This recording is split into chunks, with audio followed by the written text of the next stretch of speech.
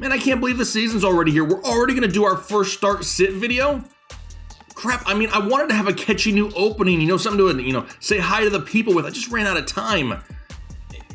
If I just wing it, will you edit out the bad ones? All right, cool. Let's see what we do. How about this? What it do, baby? Too kawaii. Look at me. I am the captain now. Too Tom Hanks. Hey, y'all, welcome. That's way too hee-haw. Fornication. No, that's not what I mean. For an occasion. Why can't I say it? I'm just too excited. You know what? Forget it. How about this? Fantasy football starts in 3, 2, 1.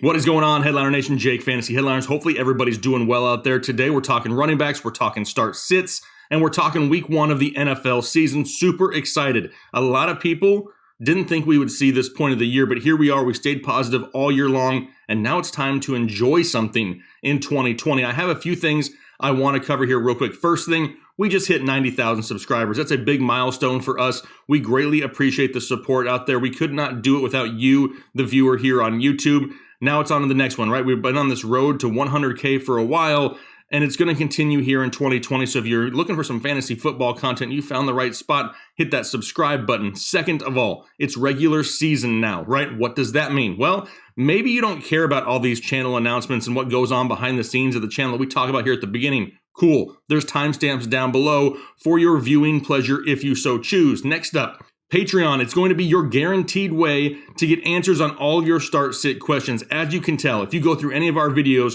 we get hundreds and thousands of comments on a weekly basis. That doesn't even include Twitter, Instagram, Facebook, and everything else. There's no way we can get to all of them. If you want guaranteed answers to your questions on a weekly basis, head over to patreon.com. The link is down below in the description. For $10 a month, we got you covered. Next up, Manscaped. They're going to be our sponsors here for 2020. If you've been watching us all offseason, you've seen some of the promotions. Listen, we don't make more money if we sell you more products. I actually enjoy the products. They are good products, and if you head over to manscaped.com right now, use the promo code HEADLINERS, all caps. They're going to give you 20% off your order and free shipping. Listen, like I said, I'm not here trying to sell more to make more. That's not how this works. They're sponsoring us for the year regardless. So head over there, get yourself some good products. They got all kinds of good things. It's not just ball trimmers. They have plenty of other products to help you, make sure you're at your freshest on a daily basis here for all you guys. Lastly, let's kind of talk about what a start sit is, right? Because a lot of people may be viewing these videos for the first time. We've done them for a few years, and if you've watched a lot of other channels, you've seen that, maybe they'll say, hey, here's my starts of the week or my sits of the week, and it may be 3, 4, 5 players each. Cool. What if those guys aren't on your team? It doesn't really help you very much. So what we do over here, we go through every matchup, every game, every player, and we kind of give you our opinion on that player. We say, hey, yeah, we'll start them or we'll sit them. Now, obviously, it's going to depend on the makeup of your roster. You may not have a better option. If I tell you to sit a stud, that doesn't mean you start Boston Scott on the bottom of your bench if we don't like him either. There's going to be rankings later on in the week to help you make some of those tougher decisions. This is just to try to give you a little bit of an insight on each and every player in each matchup. So now that we have that covered, let's head into the first matchup, talking Thursday night football. The kickoff of the NFL season is right around the corner. We're going to start off here with the Houston Texans at the Kansas City Chiefs. And this one's going to be fun to watch. I mean, it's a 2019 divisional playoff rematch in a game in which we saw 82 total points scored and 876 total yards. However, who was the leading rusher in that game? Anybody? Yeah, it was Patrick Mahomes. This was a game that was definitely dominated through the air, and I expect to see something similar this year also. I mean, the teams are a little bit rusty, right? There's no preseason games. It's an abbreviated training camp. I mean, at least they kept the core together, so the chemistry is already there. We know that. But is it possible for more big plays this year? Think about it. You ever played pickup basketball and the game starts off and it's super competitive and everybody's playing defense, and by the time somebody scores 5, 6, 7 points, next thing you know, people are walking up and down the court and it's nothing but layups and big plays and dunks. That's kind of what I expect in this very first NFL game of the season. They're going to come out, they're going to be energized. The crowd, not going to be there. However, they're going to come out and really try to make a statement early. If they can't, they're going to start to wear down a little bit. They can't replicate, game intensity. They're going to wear down, and that's where some of these big plays with some of these speedy wide receivers that are going to be on the field, they may take advantage of that. You got the likes of Tyreek Hill, Mecole Hardman. On the other side, you got Will Fuller, Brandon Cooks. Some of these burners may break a big play, and that's where I see a little bit more of the offense coming here. Now, this is going to be Clyde Edwards-Hilaire's first NFL touch. We've been talking about it all offseason. We talked about it during drafts. We love the landing spot and the potential. We didn't like paying a first-round price tag. However, a lot of people did still just because he went to Kansas City. Don't forget, it is going to be his first NFL action. So I'm a little bit iffy, right? Same thing goes for David Johnson. We've kind of seen it in the Houston backfield, right? They're always somewhat inefficient, but they're going to go out there. They're going to give the running back 15 to 20 touches. He's going to get you right around 80 yards, a possibility of a touchdown. And that's about it. I mean, solid flex play. Now, for Clyde Edwards-Hilaire, I don't love it. I really don't. I mean, I would love to have this guy get a little bit more action. I do expect Darrell Williams to be out there at times to kind of just ease him into things a little bit more. You're not going to sit him, right? You can't. You probably spent too high of a draft pick on him. You probably don't have very many better options on your bench. So I'll start both of these guys. I'm going to temper expectations a little bit on each of them, though, because like I said, this is a game that could be dominated through the air, just like we saw in the playoffs just last year. Moving on to Sunday, you got the Eagles and the Washington football team. I know at some point in this video or in future videos, I'm going to mess up and call them the Redskins. Old habits die hard. I mean, it is what it is. I'll do my best to remember. But the Washington backfield has been an absolute mess this offseason. First, the Darius Geis issue, he gone. Then they cut Adrian Peterson, he gone. And now you have a bunch of young talent in Bryce Love, Antonio Gibson, and don't forget about Peyton Barber.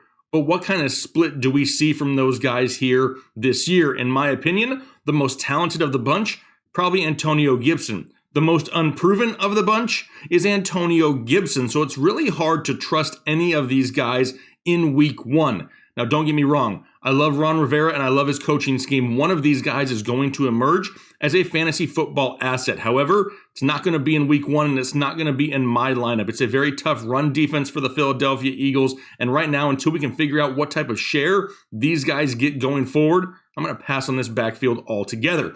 For the Eagles, Miles Sanders, is he 100% healthy? I don't even know if Miles Sanders knows if he's 100% healthy at this time. It's just one of those things they've been very hush-hush about, right? However, they didn't bring in a Devonta Freeman as of the time of this recording. They seem committed to him. They got Boston Scott there. I mean, Miles Sanders is in line to still be arguably a 3-down back for the Philadelphia Eagles, which is, in my opinion, super, super sexy for fantasy football. It's a tough front seven there for Washington. You got the new Chase Young, you got Montez Sweat, you got a lot of options there in their front seven. It's going to be a little bit difficult. However, the lack of wide receivers for Philadelphia could lead to more passing work for one Miles Sanders, which, in my opinion, gives him a little bit more of that safer floor. Now, it's not ideal, right? We want to see him out there. We want to see him 100%.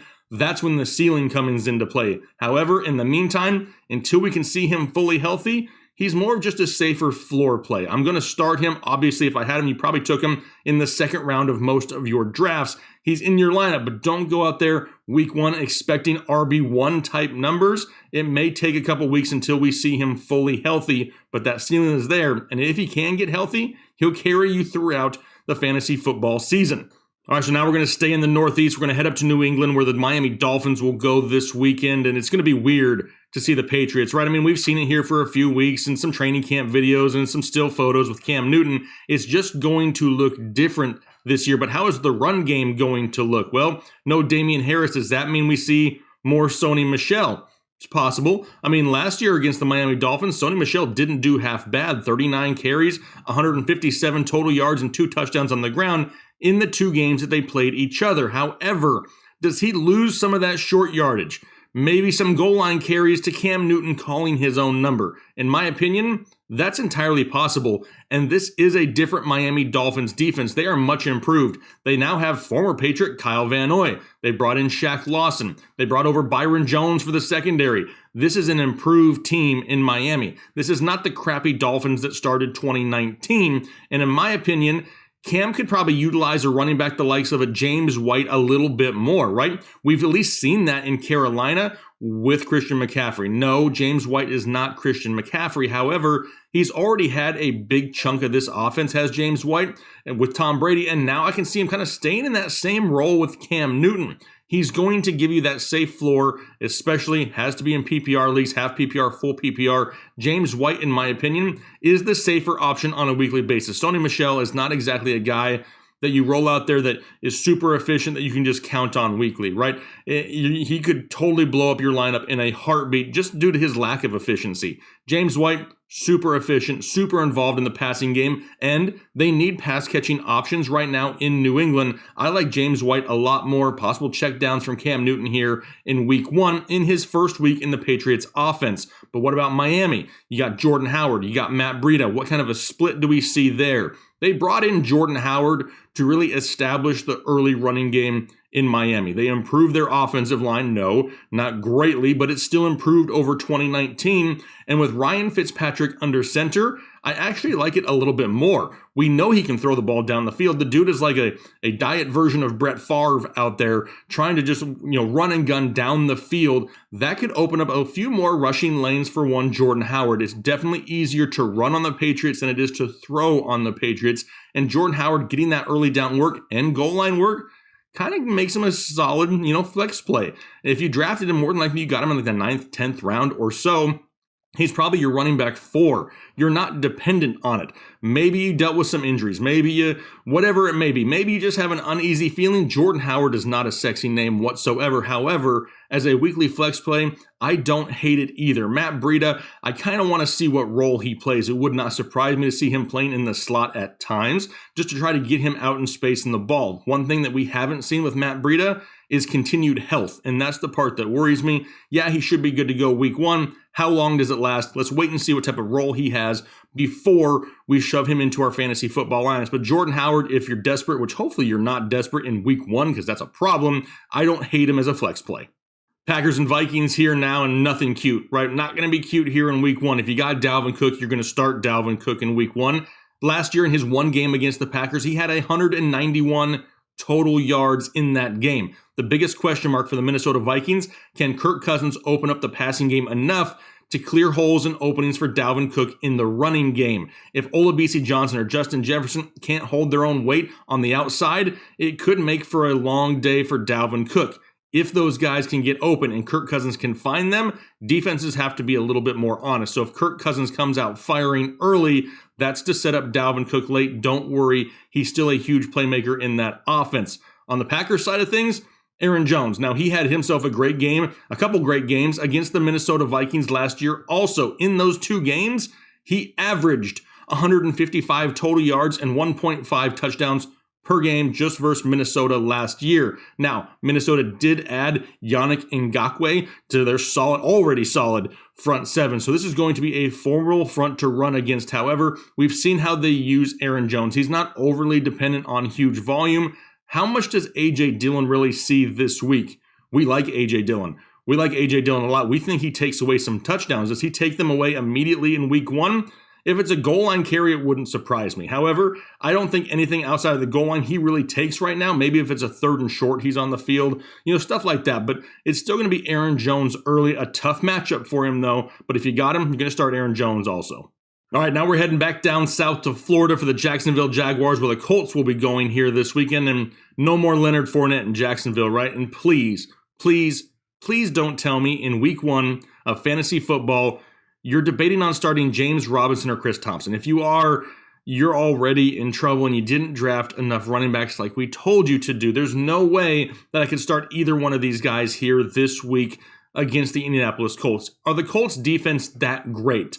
They're not like elite. However, they are a super solid unit, and they're going to have to throw the ball in Jacksonville to have any resemblance of a chance in this game. They're not going to be pounding the rock on the ground. Sure, Chris Thompson could be, involved here or there, but do you really want to start Chris Thompson week 1 of your fantasy football season? You really don't. Let's just see what happens there first before we rush out and try to be cute with it.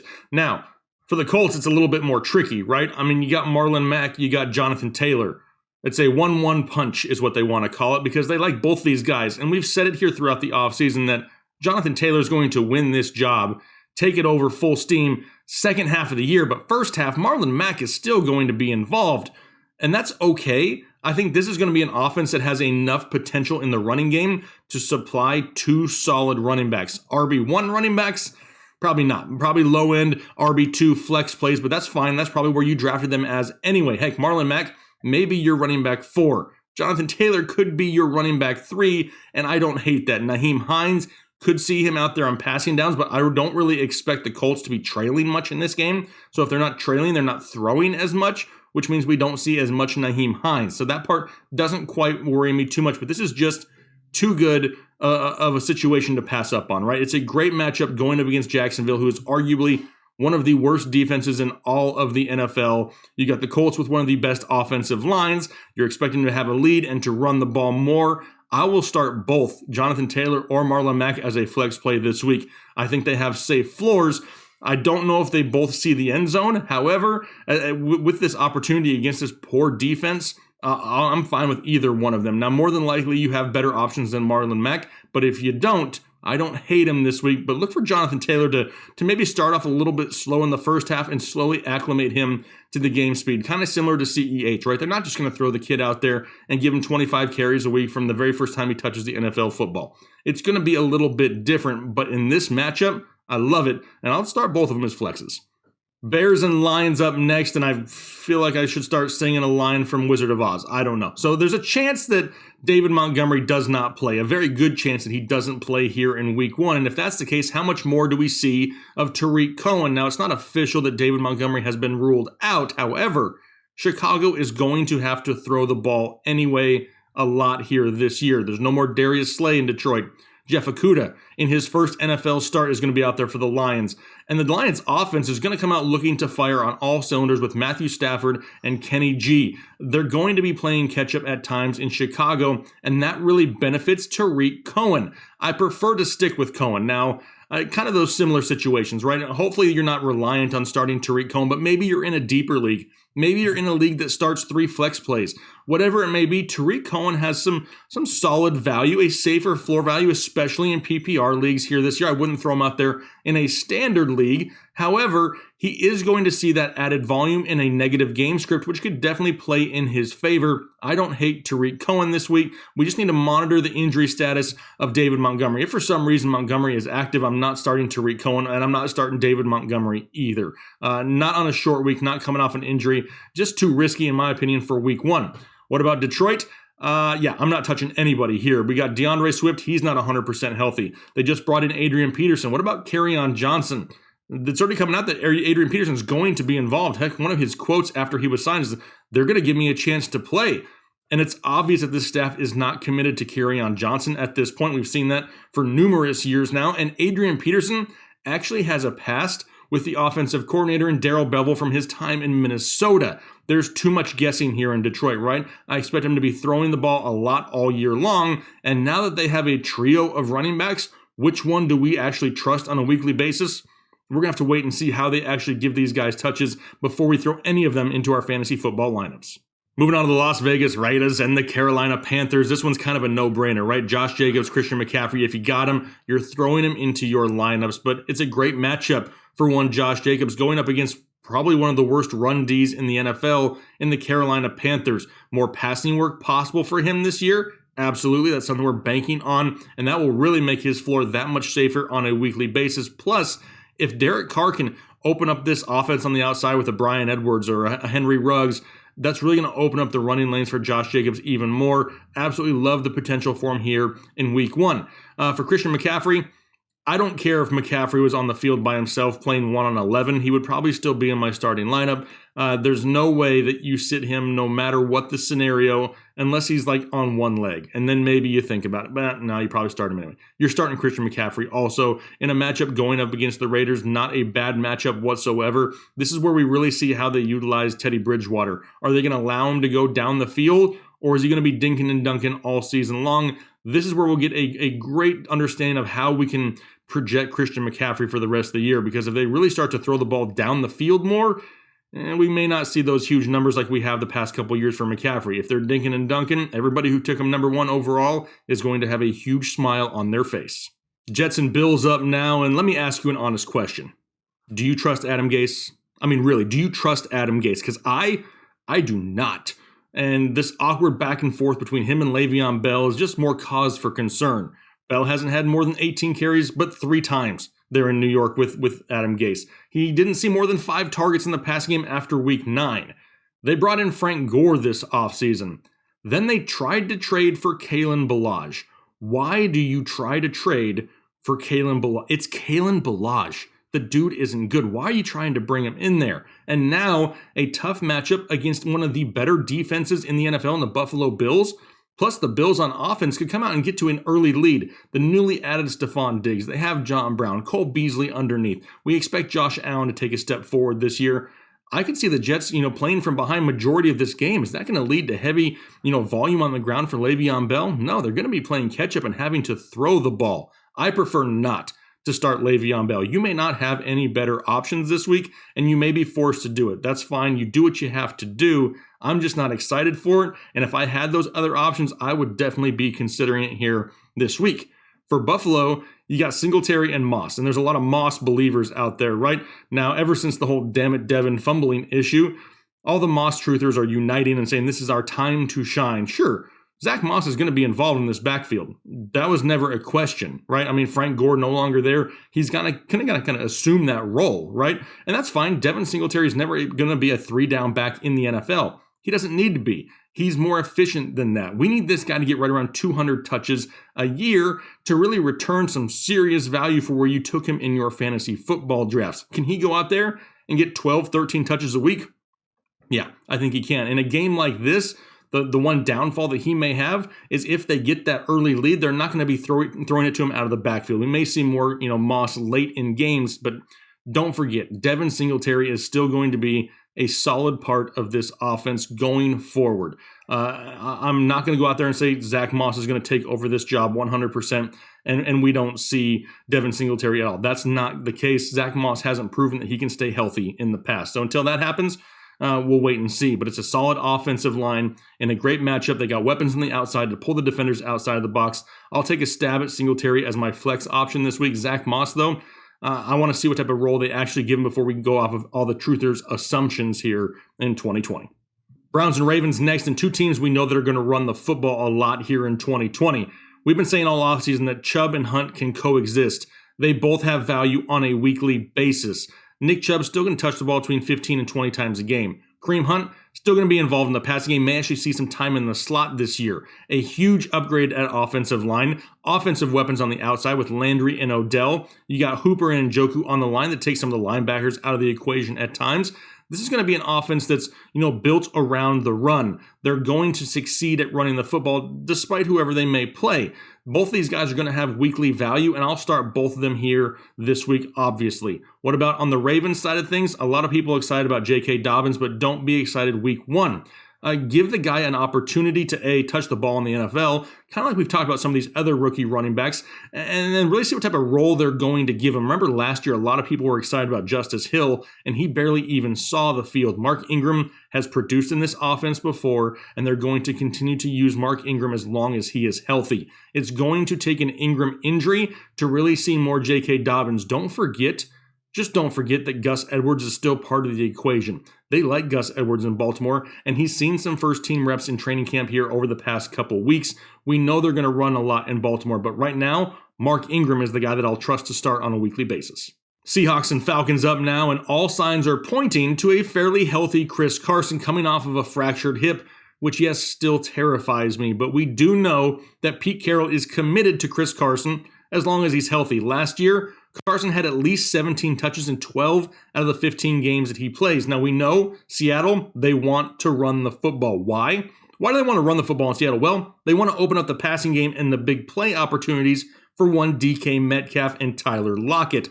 That's what they're trying to do. They've done it for years. Establish the run to set up the pass. As long as Chris Carson is healthy, you're probably going to start him. I'm just really worried that, it's going to take one of those hits to the hip or he's going to land on it the wrong way, and it's really going to hurt a lot of people's season. It's part of the reason why I was off of him here this year, because I just didn't want to deal with that potential heartache on a weekly basis. However, if he's healthy, he's in your starting lineup because he's going to touch the football. For Gurley, same thing, right? It's always just been a question of how healthy is he? How is the knee? How is the arthritis? Well, he's never probably going to be more healthy than he is week 1 going into the season. And a matchup here against the Seattle Seahawks, now no Jadeveon Clowney there for Seattle. We know he's going to be involved in all 3 downs, right? He's capable of catching the ball in the backfield. Nobody really there to take carries away. Are we worried about Brian Hill or Ito Smith? More than likely, no. Julio on the outside, Calvin Ridley on the outside. Plenty of opportunity in the flats and across the middle for Todd Gurley to be involved in the passing game. They're going to utilize him here. They got him for 1 year. They can run him into the ground, and it's going to start in week 1. Obviously, if you have Todd Gurley, you're gonna start him, and hopefully you have him as your flex. We've been telling a lot of people, hey, if he's in there in the 3rd round, go 3 straight running backs. Todd Gurley as a flex play, a 3-down back. I love it. Absolutely love it as your running back 3. They just can't stack the boxes against him, right? And as long as he can go out there and perform, get you right around 18 touches a week, you're going to be pleasantly surprised with one Todd Gurley. Chargers and Bengals now, and this is another no-brainer, right? Austin Eckler, Joe Mixon. We've been pushing these guys for what feels like months now at this point, so you're obviously going to start both of them. The volume of Mixon, the efficiency of Eckler.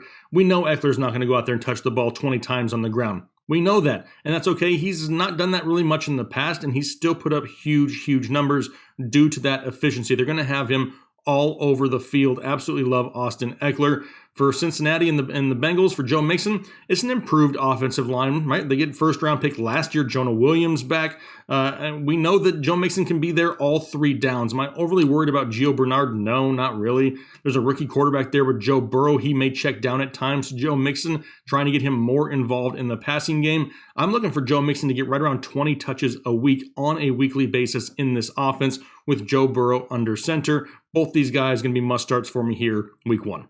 Arizona, San Francisco up now, and the stout San Francisco defense against the Cliff Kingsbury offense in Arizona. Now, a Kingsbury offense that, had you gone back last year and just totaled up the starting running backs for all 16 games, they would have finished as number 3 in fantasy football. They can absolutely produce points out of the backfield. It's their ability to spread the field due to their outside weapons, and now they've added DeAndre Hopkins to the mix with Christian Kirk, Larry Fitzgerald, and Drake has that ability to make defenders miss. Sure, Chase Edmonds is going to play. He's going to be involved, but he's not going to overtake Kenyon Drake unless there's an injury.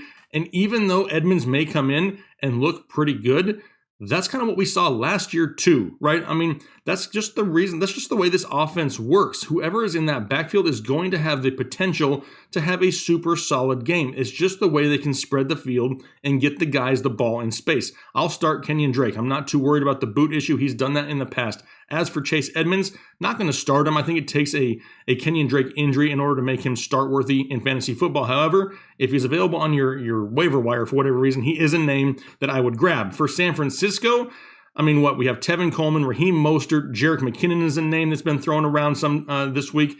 I mean, Arizona added Isaiah Simmons to their defense. Outside of that, it's not an elite run defense, a great pass rush there with Chandler Jones, but Arizona held its own with San Francisco last year. They only allowed a combined 123 yards in the 2 games against San Francisco last year. Neither of these guys is a must-start, in my opinion, with Raheem Mostert or Tevin Coleman.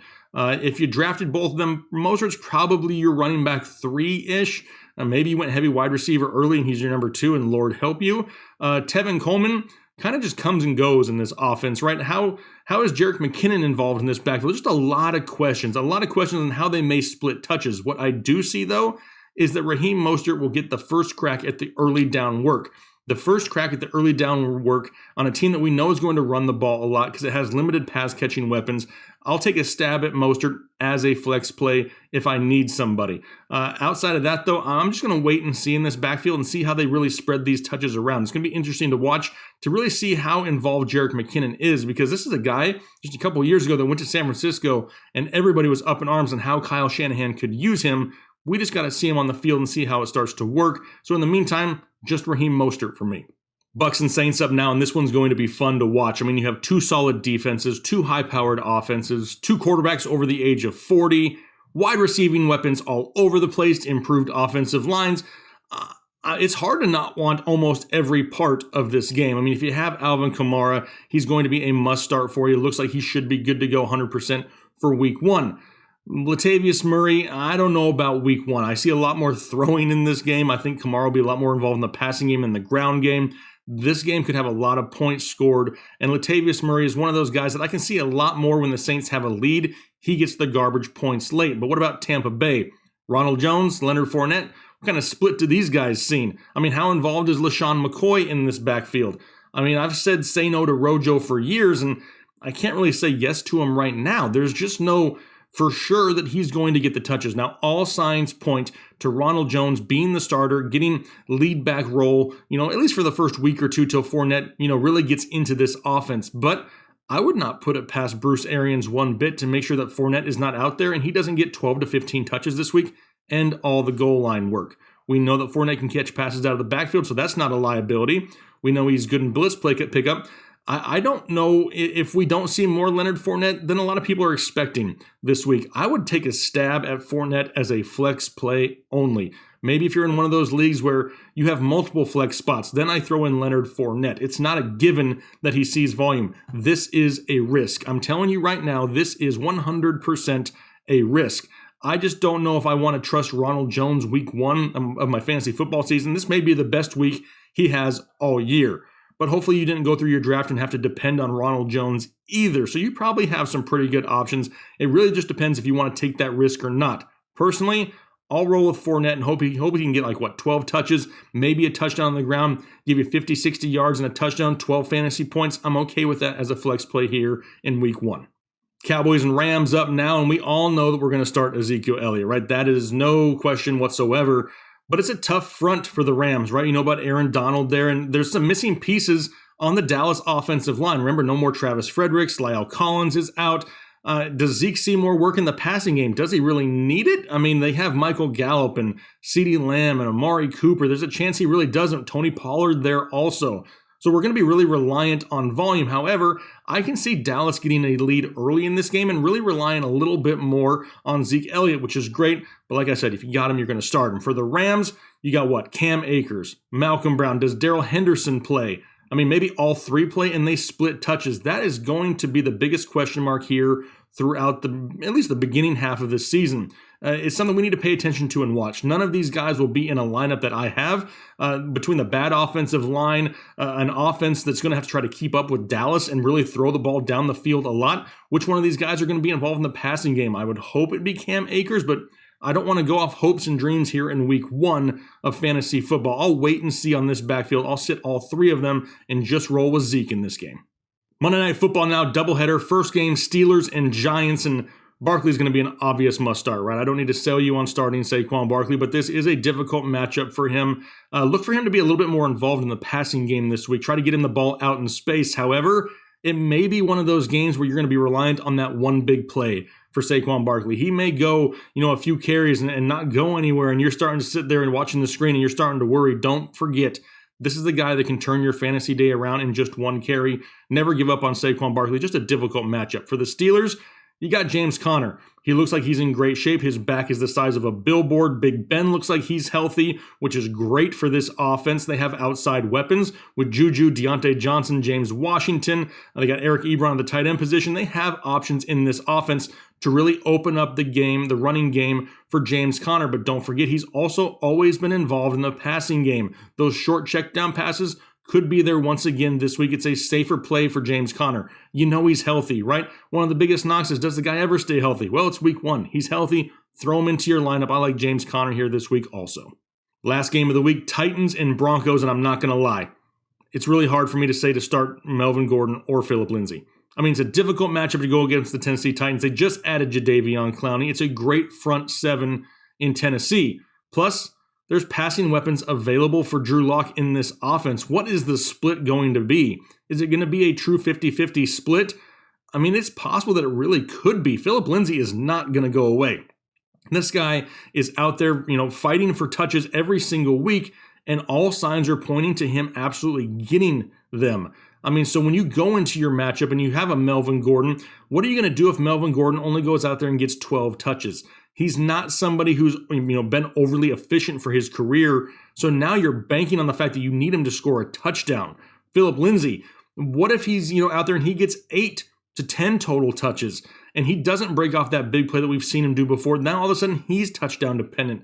Not the type of guys that I want to rely upon week one. A difficult matchup and an unknown backfield. We just don't know who's going to touch the ball how many times, and with the options available in the passing game, it's just too many question marks for me. Now, you may be kind of stuck with Melvin Gordon, and I get it, you may not have a better option. However, I am severely tempering expectations, and I'm looking for no more than maybe a mid to high-end running back today for Melvin Gordon. So hopefully that doesn't hurt you too bad. Hopefully he can fall into the end zone, because that's going to be the one way that he really saves your fantasy day.